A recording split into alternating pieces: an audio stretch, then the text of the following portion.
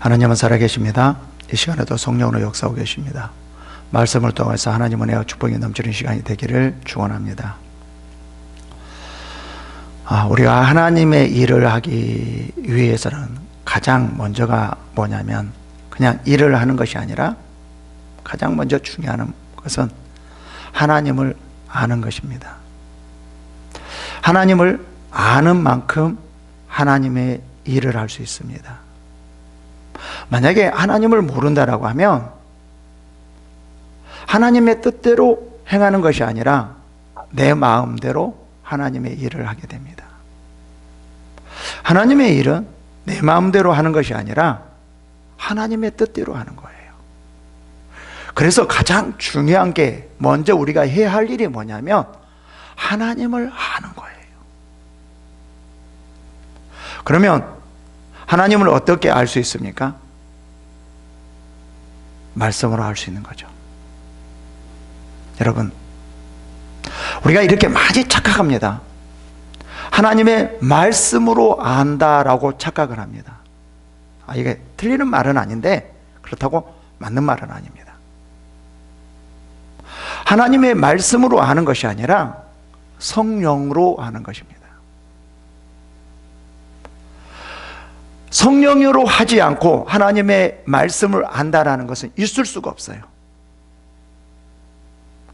성령으로 말씀을 볼 때 그때 진정으로 하나님을 아는 것이지, 성령으로 하지 않고 하나님을 아는 것은 우리가 잘 알고 있듯이 지식으로 아는 거예요. 지식으로 아는 것은, 이것은 세상 사람들도 그렇게 알 수 있습니다. 우리는 세상 사람들과 달라요. 하나님을 아는 것이. 뭘로 알기 때문에요? 성령으로 알기 때문에. 그러니까 만약에 성령으로 하나님의 말씀을 안다라고 하면 그 말씀이 성령을 통해서 나에게 어떻게 적용이 되어지는가, 이게 중요해요. 만약에 우리가 성령을 통하여서 하나님 말씀을 보지 않는다라고 하면 그 말씀은 내게 적용할 수가 없어요. 자기 마음대로 적용해. 자기가 좋은 대로 적용해요. 육신이 원하는 대로 적용해요. 세상 사람들과 똑같이요.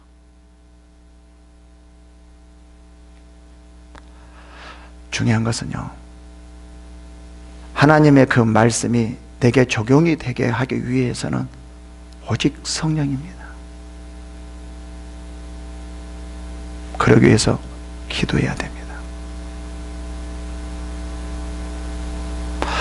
우리 안에 성령께서 역사하도록 해야 된다는 거예요. 이렇게 할 수도 있죠.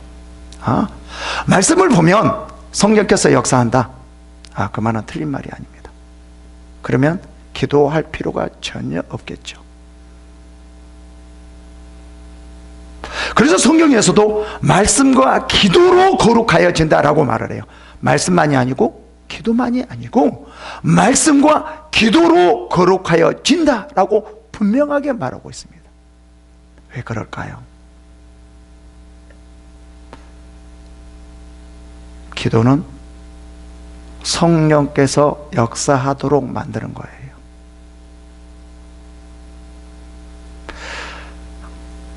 여러분, 성령에 충만하면 여러 가지로 받을 수 있습니다. 근데 주가 뭐냐? 기도예요. 그래서 성령으로 뭐를 아는 거죠? 말씀을 볼 때 진정으로 하나님을 알 수 있어요. 이때부터 하나님의 일을 할 수 있습니다.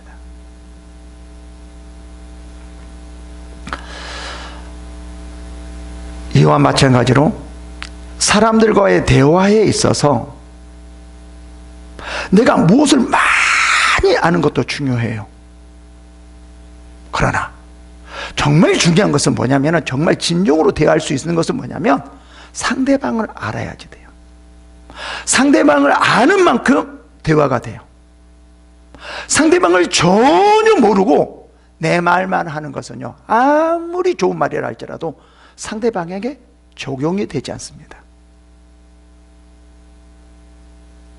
상대방의 그 상황과 환경에 맞춰서, 거기에 맞춰서 대화를 할 때 말을 할 때, 상담을 할 때, 이게 그 사람들이 받아들이고 그 사람이 새롭게 변화될 수 있는 거예요.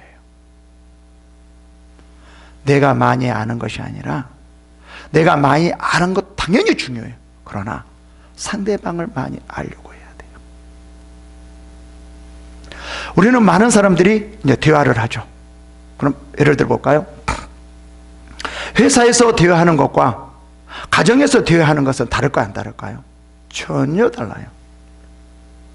만약에 회사에서, 가정에서 대화하는 것처럼 회사에서 그렇게 대화를 한다라고 하면 그 사람은 왕따를 당할 거예요. 쟤 그래? 가정에서 아무리 자녀들과 그 가족들에게 좋은 말을 하고 그들이 말을 하며 행복하고 그들이 기뻐하고 소망을 가지고 이렇게 한다 할지라도요, 그가 가정에서 소망이 있다 할지라도, 소망을 갖고 희망을 갖는다 할지라도, 뭐 그 사람들이 가정에서 살아난다 할지라도 그 내용을 가지고 회사에 가서 말을 하면은요, 회사에서는 다 싫어해요. 그럼 이렇게 말할 수 있죠. 야, 우리 가정에서 이렇게 내가 이렇게 말을 하면 막 다 사람들이 우리 가정에서 살아나고 소망이 있고 딱 살아나는데 왜 여기서는 너희들은 말 안 들어? 상대방이 잘못이 아니라 자기가 상대방을 몰라서 그러는 거예요. 대화는요, 그냥 무조건 대화가 아니에요. 상대방 알아야 되고요, 환경도 알아야 되고요, 여러 가지 종합적으로 뭔가 아는 사람이 대화를 할 수 있는 거죠. 예를 들어서 또 하나, 회사에서 정말 잘 나가요. 회사에서 뭐 하는 것마다 사람들이 말을 잘 듣고 너무나 잘 듣고 성과도 좋아요. 이것을 그대로 가지고 와서 너무 좋으니까 가정에다 적용을 하면 적용이 될까요? 이럴 거예요, 자녀들이. 아빠, 여기는 회사가 아니야. 직원이 아니야. 왜 그래? 그럼 또 아빠는, 야, 내가 회사에서 이렇게 많은 직원들이 얼마나 말 잘 듣는 줄 아니? 그리고 이런 말 잘 들으면 그 사람들이 얼마나 다들 잘 되는 줄 아니? 성공하고 정말 일도 잘하고 성과도 좋고 이 사람들이 다 성공해. 왜 너희들은 말을 안 듣니? 이렇게 말할 수도 있거든요. 그러면서 누구를 잘못해요? 자녀들을 잘못하게 만들어요. 여러분, 우리가 어떻게 말하느냐가 참 중요하지만, 이것도 중요하지만 먼저 그 상대방을 알고 상황과 환경을 알고 종합적으로 말을 하는 것이 정말 중요하다는 거예요. 신앙도 마찬가지입니다.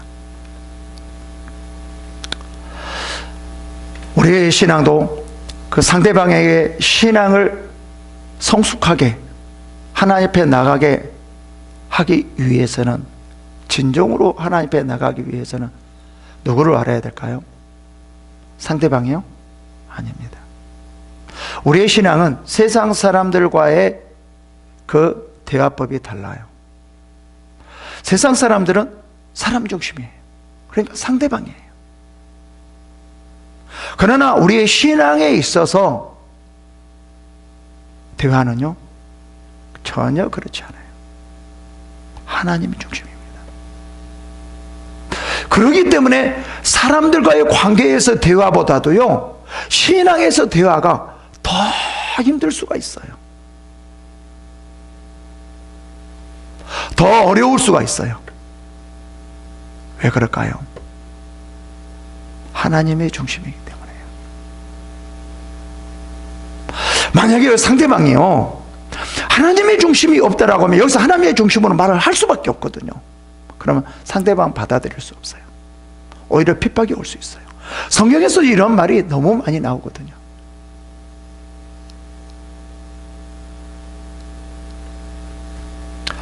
우리의 대화법은 하나님의 중심입니다. 그럼 하나님의 중심이려면 하나님을 아는 만큼 그 대화가 이루어질 수 있어요. 인간적으로 그가 소망을 갖고 뭐 잘되고 아무리 뭐 기쁨을 찾고 뭐 살아났다 할지라도 그것이 하나님을 향하지 않는다라고 하면 그건 아무런 하나의 의미가 없습니다. 그건 살리는 게 아니에요.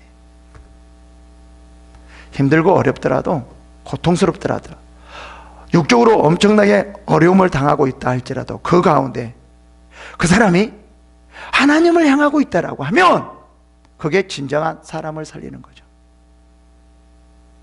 그거가 살리는 대화라는 거예요.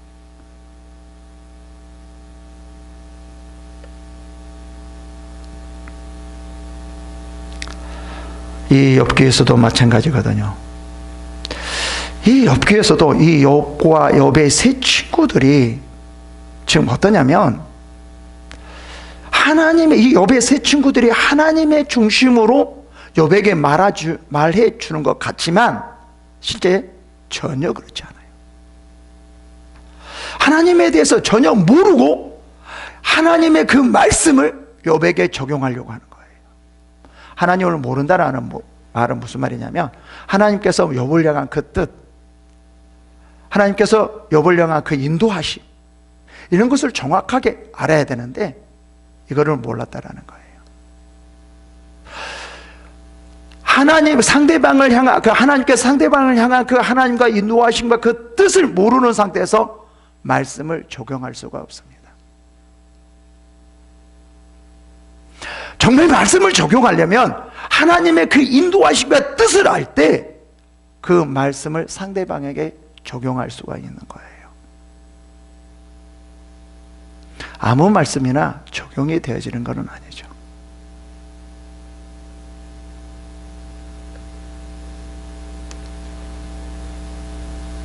이 성경에서도 많이 그렇게 나와요.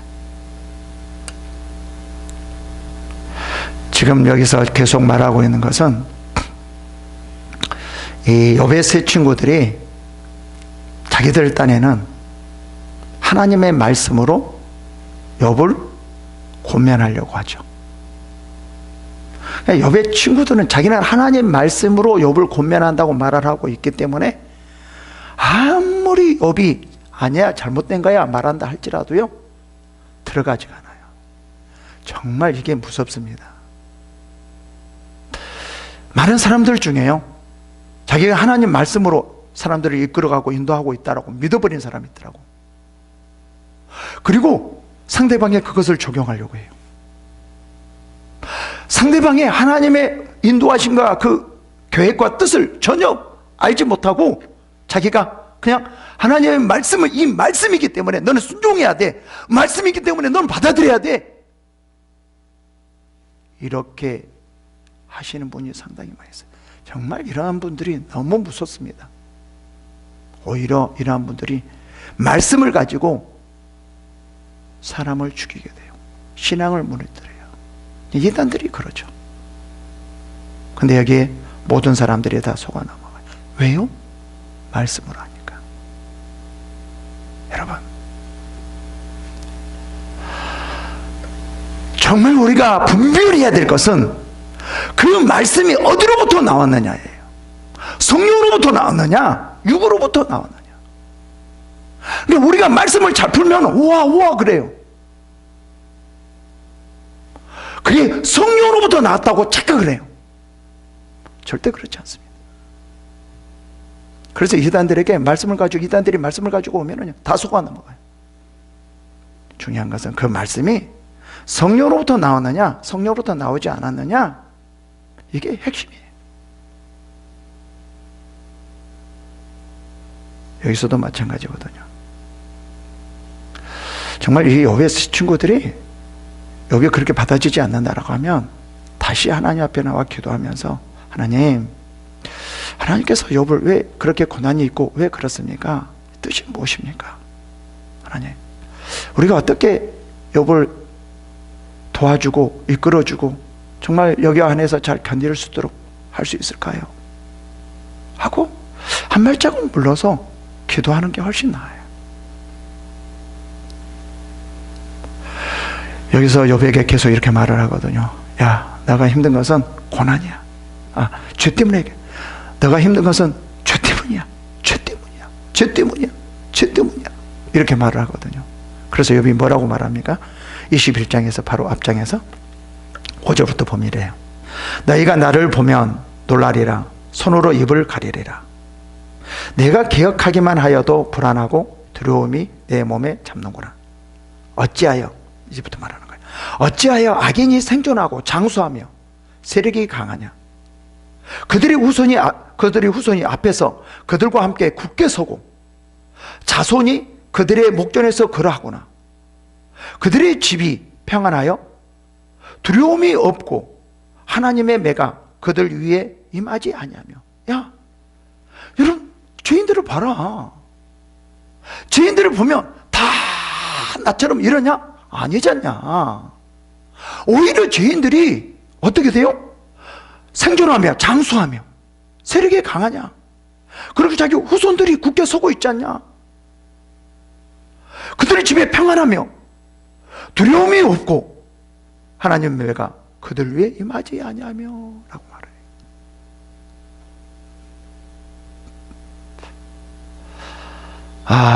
우리가요 이럴 때가 있어요. 하나님 앞에 열심히 정말 나가는데 이상하게 하나님 앞에 열심히 나아가면 나아갈수록 뭔가 꼬여요. 뭔가 잘 안 돼요. 뭔가 힘들어요.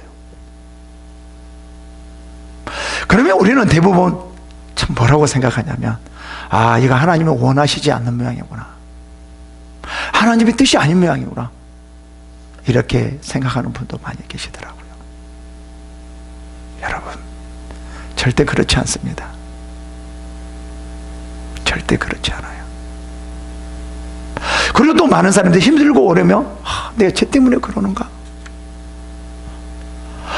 내가 뭔가 하나님 앞에 잘못해서 그러는가? 또 이렇게만 생각해요. 그래서 많은 사람들이 정말 열심히 하는 분들이 더러는 무너지는 분이 있더라고요. 근데 여기서 보면은요, 정말 하나님 앞에 열심히 나아가는 이 욥은 무너지지 않아요. 끝까지 나가요. 그래서 결국은 베나되는 축복을 받았다라고 말을 해요.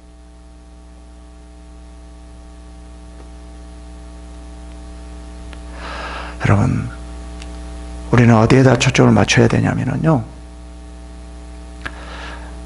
힘들고 어렵고 고난당하고 여기에 초점을 맞은 것이 아니라 내가 하나님의 뜻 가운데 가느냐 가지 않느냐, 여기에 초점을 맞춰야 돼요. 우리가 그렇다고 100% 하나님의 뜻 가운데 갈 수는 없지만 우리는 최선을 다해서 노력하는 것 뿐이에요.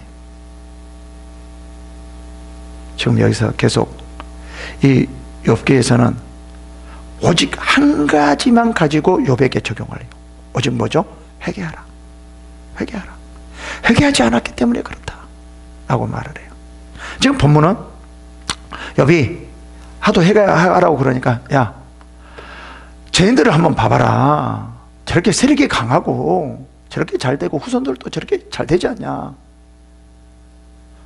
죄 때문이 아니야 라는 그런 말에 지금 이 엘리바스가 답하고 있습니다.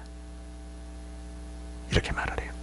대만 사람 엘리바스가 대답하여 이르되 사람이 어찌 하나님께 유익하겠느냐.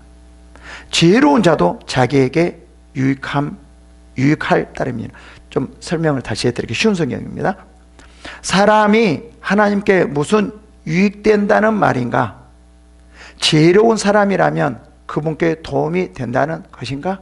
라는 거예요. 사람은 이렇게 말을 해요. 이제 악하기 때문에 야 너희가 아무리 잘나고 했다 할지라도 너에게 뭐가 유익이 되겠느냐? 유익이 되는 게 없어. 지혜롭다 할지라도 뭔가 그 도움이 되겠느냐? 아니야 라고 말을 해요. 우리는 너 잘난 것이 아무것도 없어. 너가 지금 하나님께 네가 잘났다고, 하나님께 올바르다고, 죄 없다고 말하는데 아니라고. 모든 사람은 하나님 앞에서 잘난 게 하나도 없어. 다 주인이야. 죄악 가운데 있어. 지금 이렇게 말을 해요. 그러니까 지금 욥이 야, 죄인들도 저렇게 괜찮지 않냐? 왜 네가 나한테 회개하라고 그래? 그게 아닌데. 야, 너 정말 교만하구나. 사람이라는 것은 있잖아, 다 죄악된 거야. 다 죄인이야.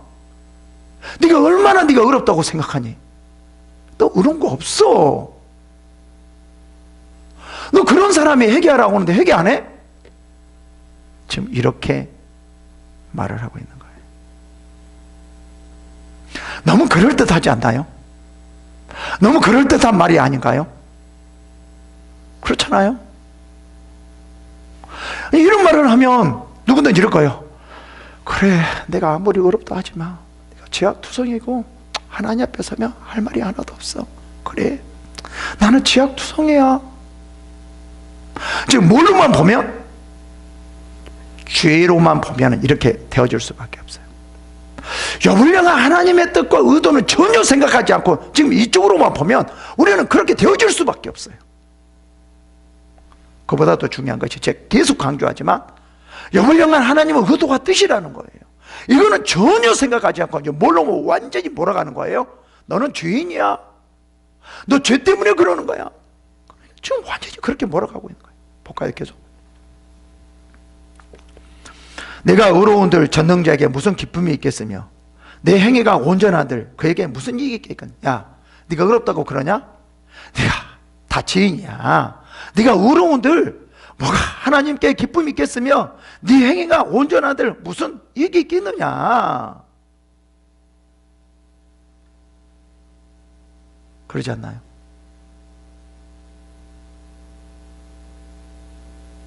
지금 여기서는 철저하게 욥의 세 친구들이 뭐에 대한 초점을 맞춰요?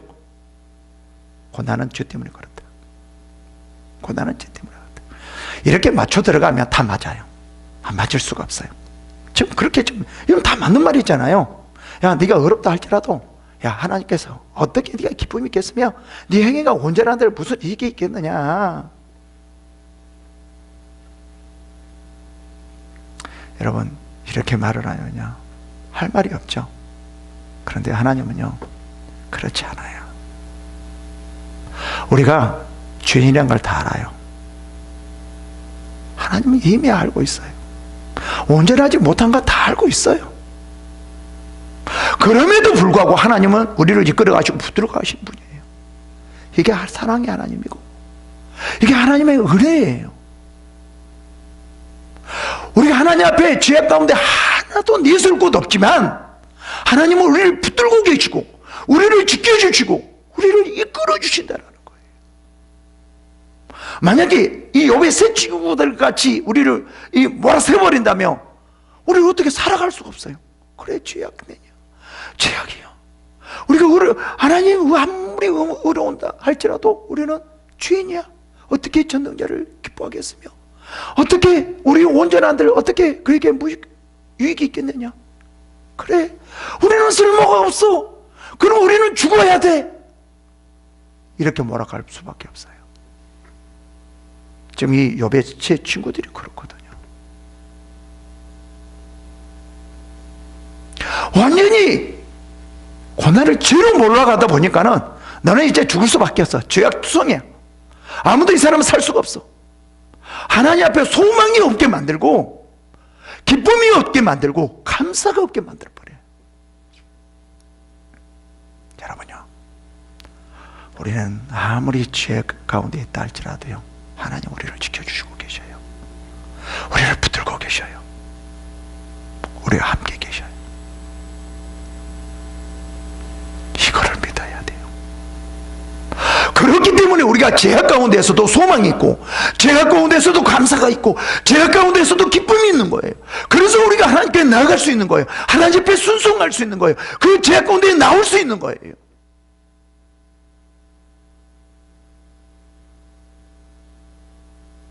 계속 볼까요?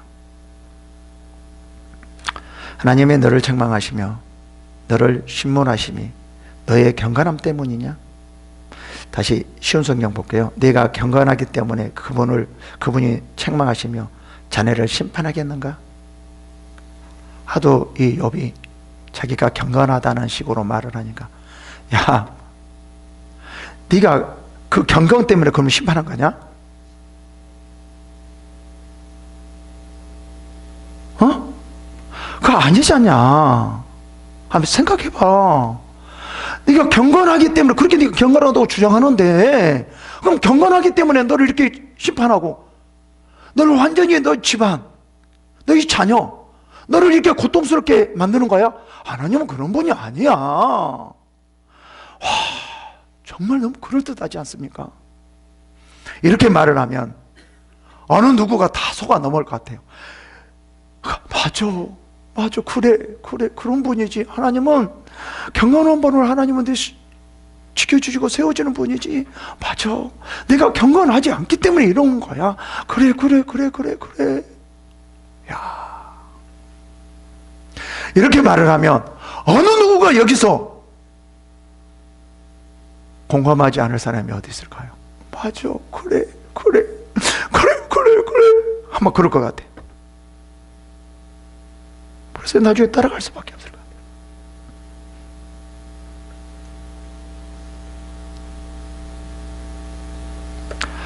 같아요. 이게 우리의 신앙의 문제입니다. 그래서 경건한 사람이 잘못되면 원망하고 불평하여 하나님이 살아계십니까? 이런 말을 하게 되거든요. 그리고 죄악 가운데 있는 사람이 잘 되면 저 하나님은 어떤 하나님이고 나의 하나님은 어떠한 하나님입니까? 이렇게 하나님을 보는 거예요. 여러분, 이 세상에 살아가려고 한다고 하면은요, 하나님의 뜻 가운데 살아가려고 하면 이 세상과의 부딪히게 되어 있습니다. 여러분, 하나님의 뜻대로 살아가려고 하면은 오히려 더 고난이 더 있습니다. 고난이 더 몰려오게 되어 있습니다. 마지막 때에는요, 하나님의 뜻대로 살아가려고 하는 사람들은 더 고난이 엄청나게 있을 겁니다. 하나님의 뜻대로 살아가려고 하지 않는 사람들은, 세상과 이렇게 어울려서 살아가는 사람은 훨씬 더 고난이 없을 겁니다.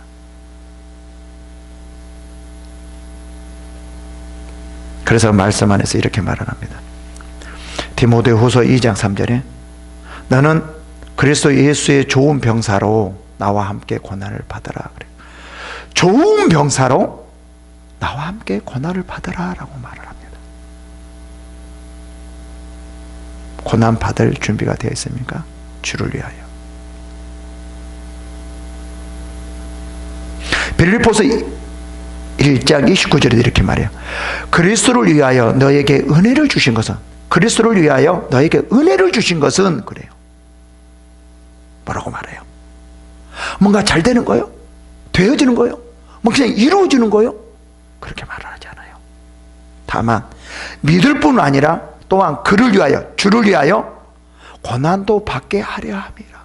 은혜를 준 것은 뭐냐면 믿을 뿐 아니라 그를 위하여, 주를 위하여 고난도 받게 하기 위한 것이라고 말을 하고 있어요.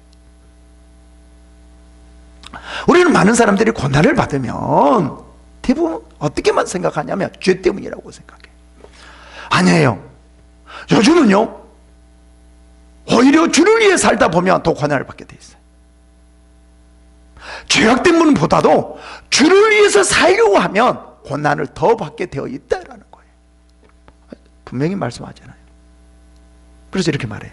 베드로전서 4장 16절에 만일 그리스도인으로 고난을 받으면 부끄러워하지 말고 도리어 그 이름을 하나님께 영광을 돌리라. 여러분, 고난은 부끄러운 것이 아닙니다. 세상 사람들은 부끄러운 것이에요. 그러나 우리는 부끄러운 것이 아닙니다. 하나님께 영광을 돌리는 거예요.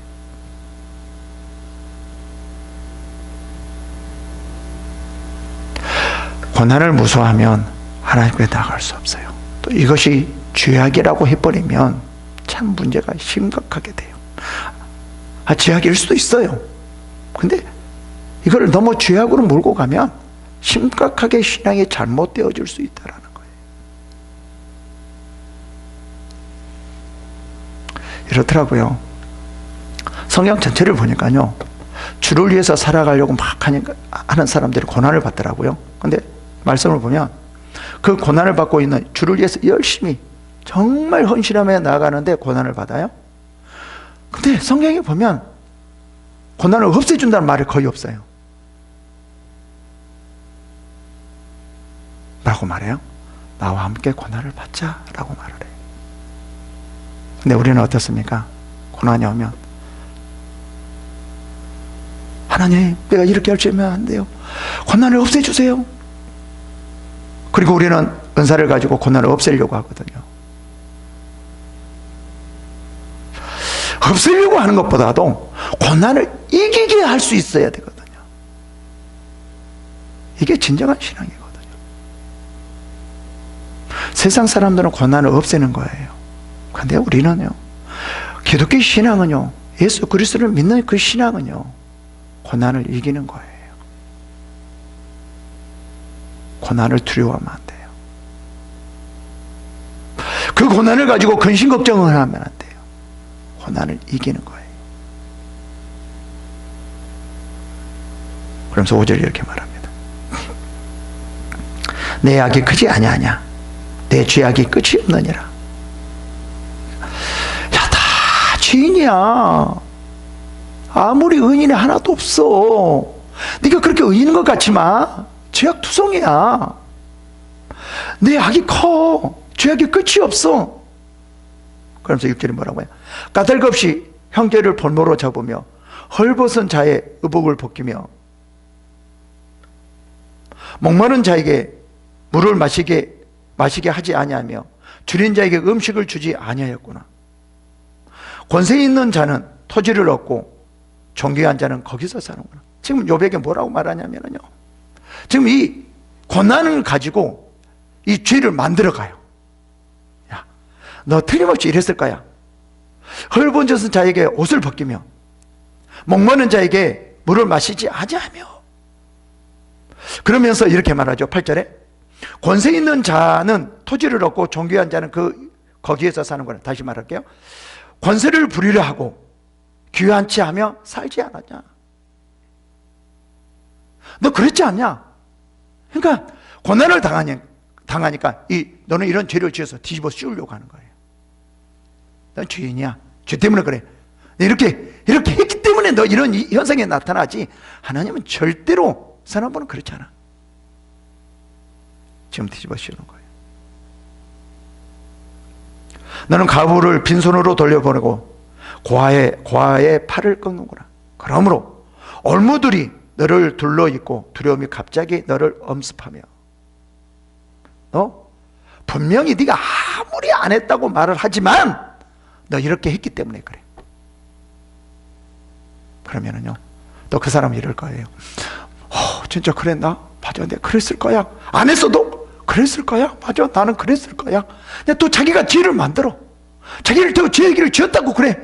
그래서 맞아, 내가 그랬을 거야. 나는 모르지만 내가 내 의원 중에 맞아, 그랬을 거야.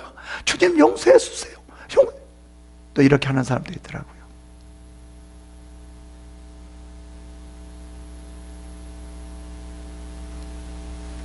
여러분, 만약에 지금 욥의 세 친구들이 여러분에게 고난 가운데 있을 때 여러분들에게 이런 말을 했으면 어떻게 응답했을까요? 어떻게 받아들였을까요? 틀림없이 다 맞아, 내가 그랬어.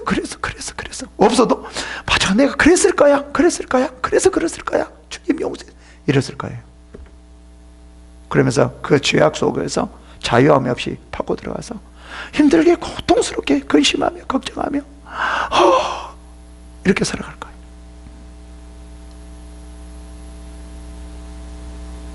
여러분, 우리가 다시 한번 생각해 봐야 돼요. 12절 좀 빨리 갑시다. 어둠이 너로 하여금 보지 못하게 하고 홍수가 너를 덮으니라. 하나님은 높은 하늘에 계시지 아니하냐? 보라, 우두머리 별이 얼마나 높은가. 그러면서 이제 욥을 아주 비꼬는 식으로 말해요. 자네는 말하기를 하나님께서 무엇을 하실까? 어둠에 덮었는데 그분이 판단할 수 있을까? 야, 너를 하나님이 너를 잘못 본 걸로 생각하지? 하나님이 너를 잘못 봤기 때문에 자기는 열심히 주를 위해서 살고 주 앞에 살고 헌신하고 정말 자기를 위해서는 하나도 살지 않았는데 왜 이렇게 되는 것은 하나님이 너를 잘못 봤기 때문에 너를 그렇게 생각하잖아. 정확하잖아요. 야, 할 말이 없게 만들어요. 그러나 내 말은 하나님이 무엇을 하시며 흑암중에 어찌 심판할 수 있으랴. 구름이 그분을 가렸기 때문에 그가 보실 수 없고 그가 궁창에 지나다닐 뿐이라고 이렇게 말을 합니다. 너 그렇게 생각하잖아. 어떻게 보면 정말 할 말이 없게 만들고 있거든요. 어떻게 보면 정확하잖아요. 계속 그런 말을 해요. 빽빽한 구름이 그를 가린 적 그가 보지 못하시고 둥근 하늘이 거느리실 뿐이라 하는구나. 내가 악인이 봤던 옛적 길을 지키려느냐. 그들이 때가 이르기 전에 끊겨버렸고 그들의 터는 강물로 말미암아 함몰되는구나. 그들이 하나님께 말하기를 우리를 떠나소서 하며 또 말하기를 전능자가 우리를 위하여 무엇을 하실 수 있으랴 하였느니라. 이렇게 말을 우리는 많이 하죠. 그죠? 하나님, 이게 뭡니까? 내가 이렇게 주를 위해 열심히 살아왔는데 지금까지 이렇게 했는데 결과가 뭡니까? 하나님, 이럴 수 있습니까? 이렇게 말한다는 거죠. 우리가 그러지 않아요? 그러면서 21절 뭐라고 말하냐면요, 너는 하나님과 화목하고 평안하라. 그래야면 복이 내게 임하니라. 이게 참 무서운 말이거든요. 이러면 더 고난이 있을 거거든요. 이러면 더 힘든 경우가 많이 있거든요. 어려운 경우가 많이 있거든요. 오히려 장사가 안 되고 힘든 경우가 많이 있거든요. 그럼 이렇게 말을 했는데 그렇게 안 된다라고 뭐예요? 내가 잘못되었을까? 아니면 하나님 잘못됐을까? 이렇게 되어질 수 있다는 거예요. 여러분, 우리 앞에 놓여진 잘되고 잘되지 못하는 것, 여기에다 초점을 맞추지 말고 정말 우리가 성령으로 하나님 앞에 나가느냐 나가지 않느냐, 여기에다 초점을 맞춰야 됩니다. 그렇다고 우리가 100% 그럴 수는 없습니다. 하나님 익히 너무나 다 잘 알고 있습니다. 우리가 온전하지 못하다는 걸 너무나 잘 알고 있습니다. 그럼에도 불구하고 그렇기 때문에 하나님이 역사합니다. 그래서 우리는 감사할 뿐이에요. 기뻐할 뿐이에요. 여러분, 어느 상황에서도 하나님 우리를 지켜주고 붙들고 계십니다. 그 하나님을 보고 나갑시다. 그리고 감사합시다. 기뻐합시다. 이러한 축복이 마시기를 축원합니다. 기도하겠습니다.